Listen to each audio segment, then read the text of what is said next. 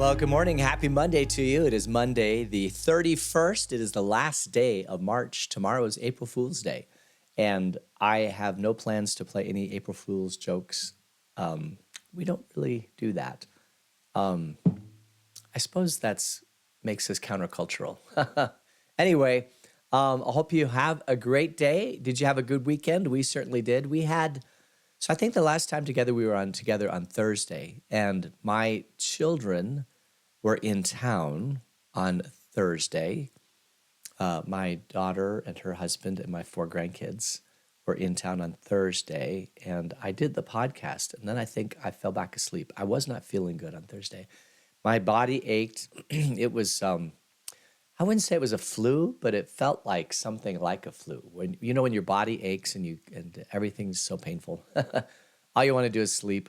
And fortunately, sometimes you can, sometimes you can't. It depends upon what's going on in your life. And then by Friday, I was feeling a little bit better. Saturday, I was feeling a little bit better, and then I had this coughing spell, and I realized I needed to get ready for church on Sunday, so I kind of took it easy on Saturday, and then at church I had another coughing spell, and I had a couple yesterday. What I mean by a coughing spell is I've got this phlegm in my lungs, and it wants to come out of my lungs, and so you end up with a coughing spell. Try to release some of that, and then we'll just have to see how this week goes. I was feeling good. I haven't really felt really well for the past week.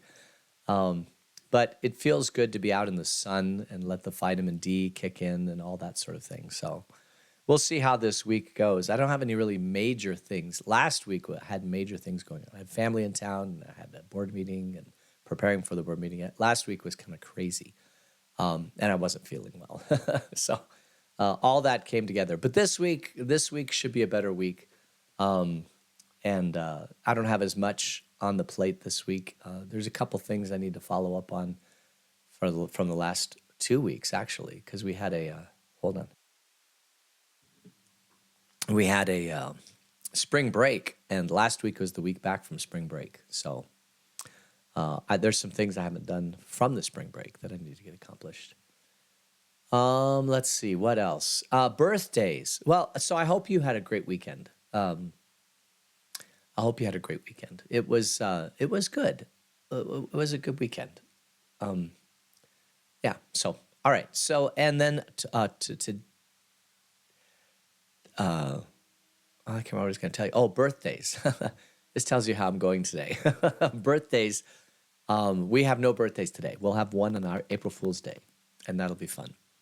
Can you imagine being born on April Fool's Day? I wonder if people play jokes on you on your birthday, because it's your birthday and it's an opportunity to play jokes. I have no idea. We went out for St. Patty's Day dinner, and I don't remember where we were, but the question was everybody wearing green? And we're like, people don't do that anymore, do they? But I think they do. Anyway, so all right. That's birthdays. We should be together all week unless I have another coughing spell, in which case I would post and say, I'm just not up to it today. But we should meet for a while, actually. And let's see. We are in Mark chapter 8. And we left off at the last episode with Jesus asking Peter, "Who are you?" And Peter says, "You are the Christ. I say you are the Christ, the Son of the living God. You are the Christ. You are the Lord." Almost like a Broadway production of this musical that I was in a long time ago. But now we're going to turn to, if you're the Christ, what is the Christ supposed to do? And what does that mean? Christ means the anointed one, Christos, Messiah. Messiah in Hebrew, Christos in Greek. What does it mean to be that person foretold in the Old Testament? Well, Jesus is going to dig a little bit deeper and tell the disciples what it means. And I don't think they're going to be very happy. Verse 31, he then began to teach them that the Son of Man must suffer many things and be rejected by the elders, the chief priests, and the teachers of the law, and that he must be killed and after 3 days rise again. He spoke plainly about this, and Peter took him aside and began to rebuke him. So he speaks like he doesn't, a lot of times Jesus speaks in parables. He doesn't want to teach about the kingdom and say, this is what the kingdom's like. There's this and this and this with, factual data. He uses parables because it's easier for people to grab onto a parable or an image or an illustration than it is to give a technical definition of anything. But when he talks about the fact that he has to go to Jerusalem and die, and then 3 days later be raised from the dead, Mark says that Jesus speaks very plainly about this, that it's not a parable, but it'd be almost like going to your friends and saying, listen, I'm going to be rejected by the priests and the elders and all the rulers in Jerusalem. So I'll be in Jerusalem, they're going to reject me. And because they reject me, they're going to kill me. But then I'm going to rise again after 3 days. And they're probably like, well, he speaks in parables all the time. What does this parable mean? He's going to die and then he's going to rise again? How does that work? You're going to be dead. This doesn't make any sense. Are we supposed to raise you from the dead? Because all the Old Testament raisings of the dead, or even Lazarus, which happened previous to this, you or God, sent a messenger to raise people from the dead. People don't just by themselves raise from the dead. So who's going to do this? Is an angel going to come down from heaven and raise you from the dead? Are you expecting us to do this? Because if you're expecting us to do this, we need more training. You need to take us on another road trip and show us how to raise people from the dead, because we haven't learned that skill yet. So the chief priests, the elders, and the teachers of the law, he will be killed, and then after 3 days he will rise again. He spoke very plainly about this. And this was shocking and jarring to the disciples, and obviously shocking and jarring to Peter, because Peter says, but when Jesus turned and looked at his disciples, he rebuked Peter. Get behind me, Satan, he said. You do not have in mind the concerns of God, but merely human concerns. Now, what is bringing this about? Well, in other gospel accounts, Peter says, no, you will never do this. We won't let you die. This doesn't really say that. Here it's just Jesus turns and he looks at Peter, and Peter must have this horrified look on his face, like, what are you talking about? And Jesus rebukes Peter and says, get behind me. You have in mind the concerns of God, but merely human concerns. And this is a challenge for all of us. Do we, in our lives, have God and his will first, or do we have our own will first? We pray in the Lord's Prayer, thy kingdom come, thy will be done on earth as it is in heaven. And when we do that, what we're basically saying to God is that we would like for whatever your agenda is to be our agenda. We want to be molded from what we want to do to what you want us to do. This is our goal in life. Unless you're Peter and your friend Jesus just has said that he's going to be crucified, died, and rise again on the third day, that is the agenda of God. Thy will be done. Okay, my will is that I die and rise again to the glory of God the Father. He must be killed and on the third day be raised again. I think in one of the Gospels, Father, the time has come. I must go to Jerusalem to suffer many things. I must be killed and on the third day be raised again. That's what he says in other Gospels. So he talks about going to Jerusalem to be killed. And Peter is not happy with this. And Jesus says, you do not have in mind the concerns of God, but merely human concerns. Now, this is a teachable moment. There are a lot of times that God does something according to his will. He allows something to happen, or he doesn't stop something else from happening. And sometimes it can be pretty tragic. we just read about a guy who has a YouTube channel, Andrew Cross, and he has a YouTube channel called The Desert Drifter, and he was in Grand Junction, Colorado, coming back from filming an episode at a beautiful place called Bears Ears, which I've never heard of or been to. And we kind of got turned on to him because he goes to these different national parks and he looks on YouTube or Google Maps at the rock formations and he sees something that is interesting. And so he makes a plan on how to get there. A lot of the things that he finds interesting you cannot get to unless you drive on a very, very rugged dirt road, put on your pack, and hike for a day or two. And this is what he did. He would go to Google Maps. He would just study Google Maps until he found something interesting. And then he would put on his backpack and walk a day or two sometimes to get to these places. And then he'd take pictures of it. And while he was in Grand Junction on January 31st, he was struck and killed by a drunk driver. Well, he wasn't killed. He was struck by a drunk driver.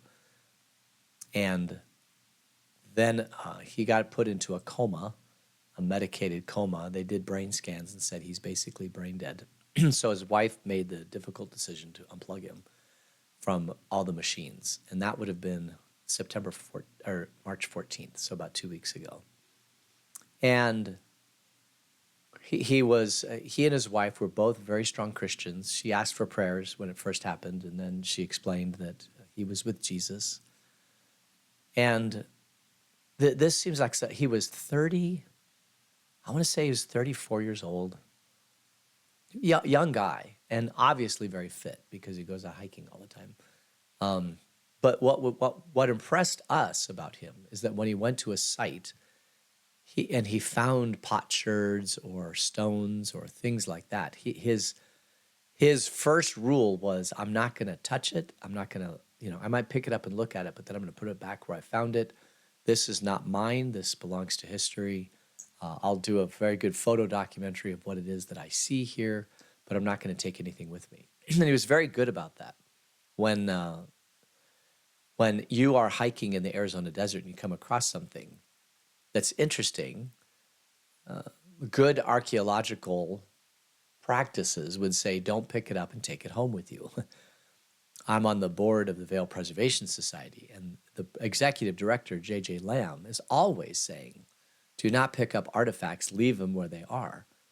We had a guy who did a presentation a couple months ago about the Butterfield Trail, and he's walked the whole entire Butterfield Trail, and he came across quite a few artifacts, some of them very valuable, and he left them.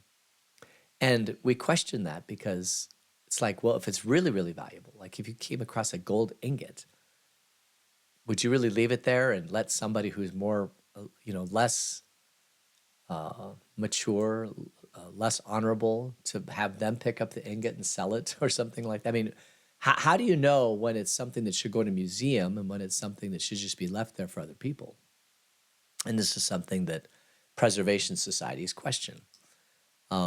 Fortunately, he didn't come across any gold, but that's a good question. There was a train robbery in Colossus, right here. The train track goes right by my house. This is the original 1880 train track. And apparently there was a train robbery right here somewhere.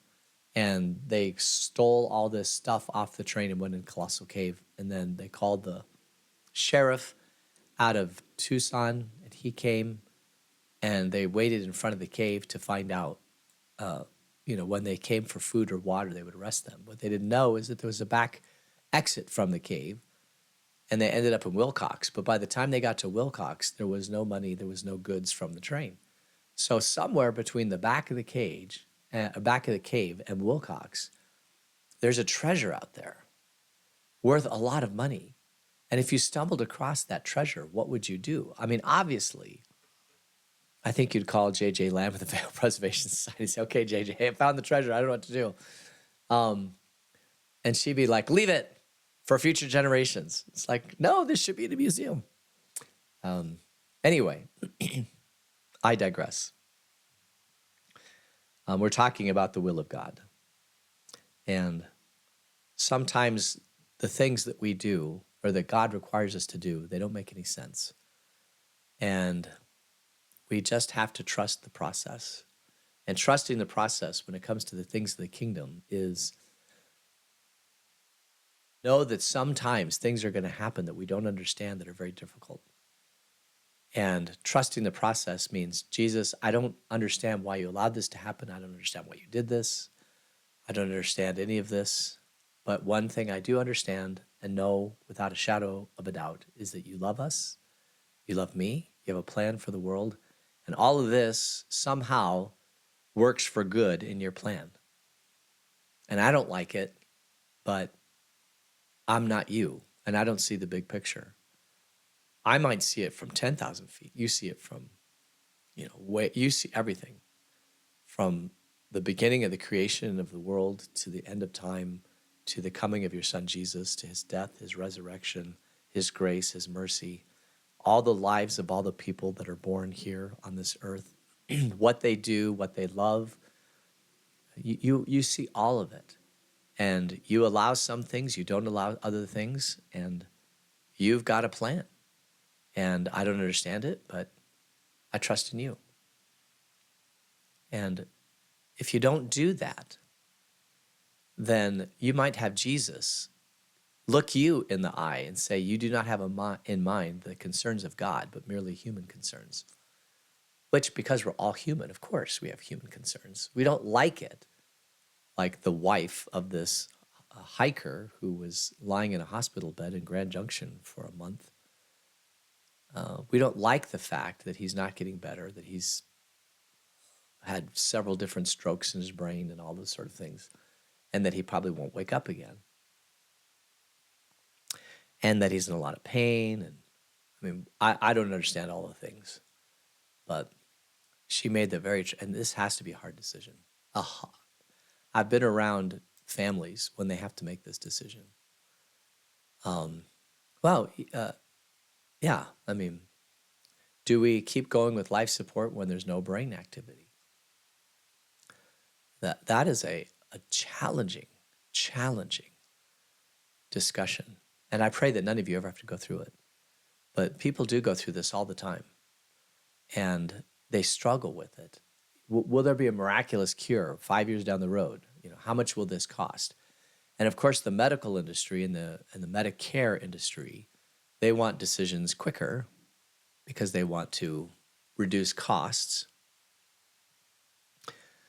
You have a lot of people with a bunch of different voices. You might have some family members that react differently than other family members. And at some point, the family has to come together and make a decision. Or the one with the medical power of attorney has to make the decision. And man, that's a tough one. That is a tough one. And it happens all the time. All the time. My prayer is that God just takes me so quick that my family never has to go through that. I really pray that, because my oldest daughter's a nurse. She's like, pull the plug. She also has strong faith. She's like, he'll be a lot better with Jesus than what he is here. And I appreciate that, because I'd be very, very, I'd rather be with Jesus anyway. So as long as, everybody's comfortable with me going to be with Jesus, let me go.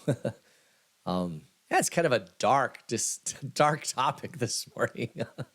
Well, it has nothing to do with the fact that I've got phlegm in my lungs and that I've been coughing up a storm. I don't think this is going to take me out.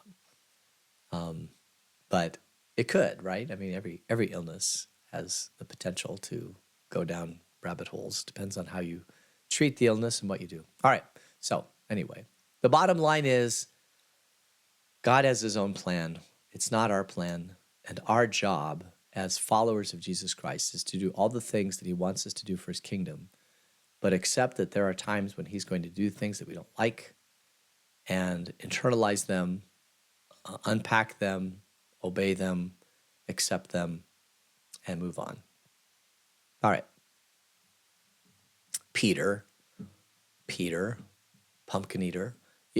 Jesus is going to go to Jerusalem, and he's going to die, and he's going to rise again. And at the end, you're going to be happy with this. You don't see it now, but you will be happy. And you said he's the Christ. And this is what the Christ has to do. He's the anointed one. Anointed for what? Death and resurrection. So there you go. And you want him to die and rise again. Trust me, you don't understand this now, but you will at some point. You want him to die and rise again. This is something he says he's going to do, and you want him to do this, even though you don't understand it. All right, verse 34. Then he called the crowd to him along with his disciples, and he said, "Whoever wants to be my disciple must deny themselves and take up their cross and follow me. Whoever who wants to save their life will lose it, but whoever loses their life for me and for the gospel will save it. What good is it for someone to gain the whole world, yet forfeit their soul?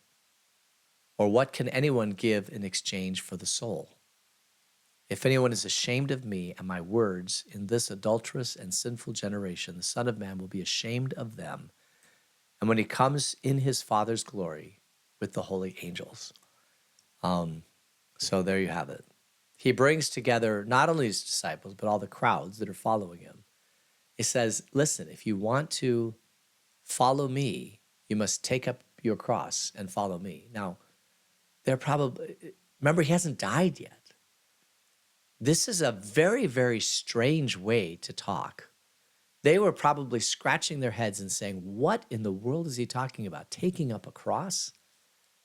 What cross? What cross are you talking about? The only major cross is when people die, and there's this cross that people get crucified on, and that's the only cross we can think of. I guess you could make a cross in the sand. You could take some sticks and make it in the shape of a cross. What in the world is he talking about? But it makes it sound like taking up the cross is a very difficult thing. And that if we want to follow him, we have to take up a cross and then follow him. And it's a difficult, challenging thing. And for us, of course, we know that the cross is symbolic of his death and resurrection. And it means a lot of pain and suffering, which means that if you're going to follow Jesus, things will not go your way, the way you'd like it, but it will go the way that Jesus demands. And when you follow Jesus, you have to take up that cross, that path, and follow him, no matter where it leads you. I've said this pretty much my whole life. It is neither unwise nor good if God leads you in a direction to ignore God. If God tells you or nudges you and says, maybe you should go to the seminary, it is not good or wise to disobey. You just say, okay, I don't understand this. I don't know why, but I'll go. And there's lots and lots and lots and lots of people that have heard that call and done it, even not understanding it. Or there might be somebody with a death in the family, and your hiker husband is in a coma, and Jesus says, let him die. And you say, I don't understand this. Can't you heal him? Can't you let him live? And Jesus says, everyone has to take up their cross and follow me. If you're going to follow me, then let me do the heavy lifting of what this world's all about. I have a plan. I understand. Just trust in me. Who was it that said, Lord, help me to accept the things that I cannot change the things that I can, and wisdom to know the difference, which of course it's the wisdom that's the hard part. How do we know if we should accept this and move on, or if it's something we should fight? Because there are some things that we can't change in this world. Even potentially, your loved one sitting in a coma, you could wait long enough. Maybe there's got to be something. Who knows? Yeah. That it's the wisdom that's the hard part. How do I know if this is something that I should accept or if it's something that I should fight? And that's when wisdom is required. And the great thing is that in James, it says that if you ask for wisdom, it will be given. Which means that you pray, you meditate. Like I've been somebody who asks me I'm going to marry someone. I'm going to propose to her. Is this the right thing to do? And she says no. It's like, do I fight it? and go on, or do I accept it? How do I know what to do? These are difficult decisions. All right. A little bit morbid today discussion. Let's close in prayer. Gracious God, grant us your will in our lives and give us the strength and the courage to follow you in all things. In Jesus' name, amen. All right, let me go over here and see. Oh, all of you, thank you for joining me. Oh, wow, Neva had to make that decision for her husband. Yeah, Martin. That was long before I came along, but it had to have been challenging. Absolutely had to have been challenging. Yeah, and the good news is that God walks with us in those decisions, and He can take all those decisions and use it for His good. We are imperfect. We're going to make imperfect decisions, but He takes those imperfect decisions and makes them perfect, and that is the comfort that helps, I think, a lot. All right. So thank you for joining me this morning. And I pray God's blessings and grace on you today. I don't know if today's going to be a productive day for me or not. I'm still a little bit under the weather. I woke up this morning with all my joints aching, which is what it was like on Thursday. So maybe I had adrenaline over the weekend and now the adrenaline's gone. I don't know. I just don't know what's going on in my life. But I know one of the things I'll do is go out and get some vitamin D. I might eat some little cutie oranges and get some vitamin C. And we'll just see kind of how God heals my body. Lord, please heal my body. All right. Hey, have a great day, and we will see you tomorrow. Take care. Bye.